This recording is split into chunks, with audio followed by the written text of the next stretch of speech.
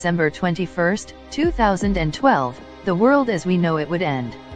Some predicted that we'd be wiped out by a natural disaster like a giant tidal wave, an Earth-wide earthquake, or a tremendous volcanic eruption. Others believed that on that day in December, the Earth would collide with a mysterious planet X, causing magnetic pole shifts, gravitational reversals, or a black hole so big that our solar system would simply disappear. What's more, believers said that this news was not really news at all. On the contrary, they argued, we have known about the coming apocalypse since the ancient Maya predicted and recorded it on their long count calendar more than 2,200 years ago.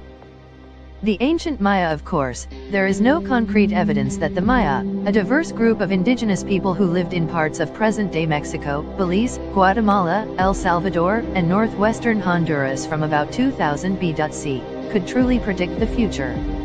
They did, however, develop one of the most sophisticated and complex civilizations in the Western Hemisphere.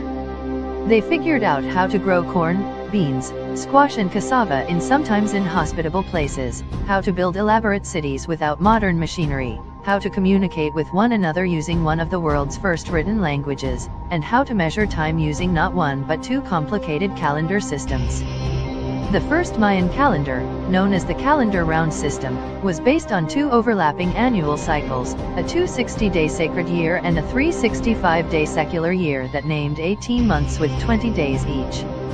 5 unlucky unnamed days were tacked on at year's end. Under this system, each day was assigned 4 pieces of identifying information, a day number and day name in the sacred calendar and a day number and month name in the secular calendar.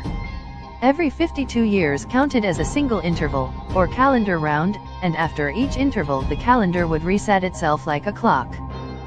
But because the calendar round measured time in an endless loop, it was a bad way to fix events in an absolute chronology or in relationship to one another over a long period.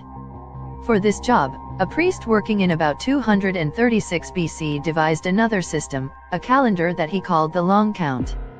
The long count system identified each day by counting forward from a fixed date in the distant past.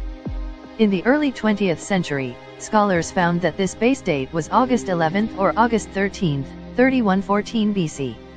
It grouped days into sets, or cycles, as follows: Batun, 144,000 days, Kaeden, 7,200 days, Tun, 360 days, Uinal or Winal, 20 days, and Kin, 1 day.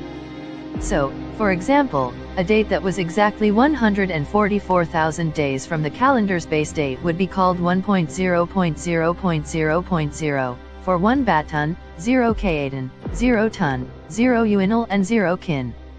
The long count calendar worked the same way that the calendar round did. It cycled through one interval after another, but its interval, known as a grand cycle, was much longer. One grand cycle was equal to 13 batuns, or about 5,139 solar years. The Maya who developed the long count calendar believed the end of one cycle would simply signal the beginning of another. According to this logic, a new grand cycle would start on December 22, 2012. However, some people in the US and Europe came to believe that the calendar would not reset itself.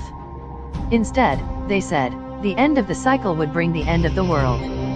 Some of these doomsayers claimed that there was a scientific explanation for their prediction. On December 21st, they said, the winter solstice and the Milky Way's equator would align.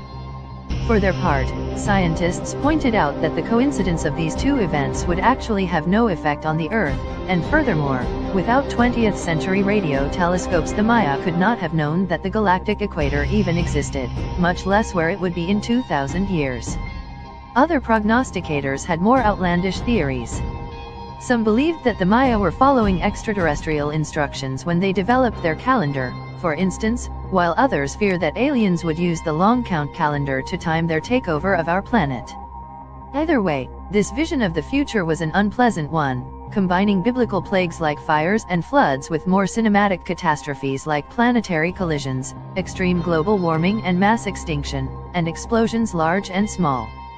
Today, there are more than 6 million Maya in Mexico and Central America, and very few of them are expecting Armageddon in 2012. In fact, scholars say that Mayan communities call the end of the world stories gringo inventions. For more